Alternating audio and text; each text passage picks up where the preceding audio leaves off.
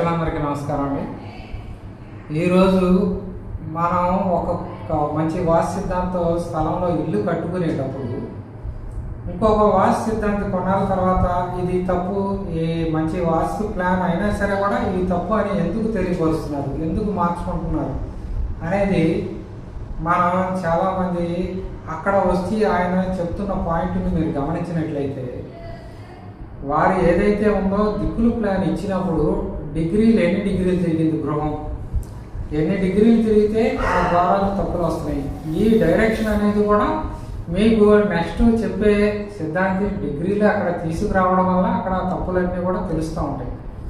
డిగ్రీల direction correct కాదని చెప్పి వాళ్ళు అటువంటి డిజైన్ ఇచ్చి ఇబ్బందులు పడుతున్నారు.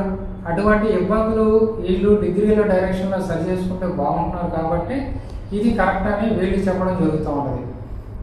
ఏదైనా సరే ఆ ప్రాబ్లం అనుభవిస్తున్న వాళ్ళకి మాత్రమే తెలుస్తూ ఉంటాయి. ఇది కరెక్టా కాదా అనేది ఇంటి యజమాని తెలుసుకుంటాడు. తెలుసుకున్న తర్వాత మాత్రమే నెక్స్ట్ ఇంకొక సిద్ధాంతిని పిలిపించుకుంటారు. అవసరమైతే మరొక సిద్ధాంతిని కూడా కరెక్టా కాదా అని వెరిఫికేషన్ చేసుకుంటారు. అలా చేసుకునేటప్పుడే ఆ యజమాని సంతృప్తిగా వాస్తు మార్పులు చేసుకొని ఆ గృహాన్ని సరి చేసుకోవటం అనేది జరుగుద్ది. అటువంటి నమ్మకం ఉన్న వాళ్ళు మాత్రమే ఈ డైరెక్షన్ అనేది మార్చుకోగలుగుతారు.